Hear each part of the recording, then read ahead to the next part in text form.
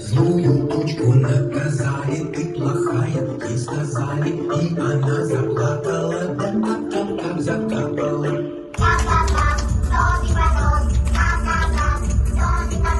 Мыши сразу задрожали, мыши ноги подбежали, прилетели птицы вниз, да птицы сели под карниз.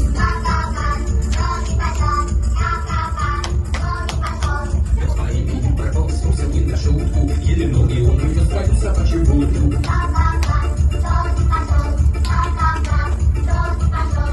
А мы с тобой не тужим, босиком бежим по лужам, блески прямо сидят, случаю встречаются, а потом один назад с неба возвращается.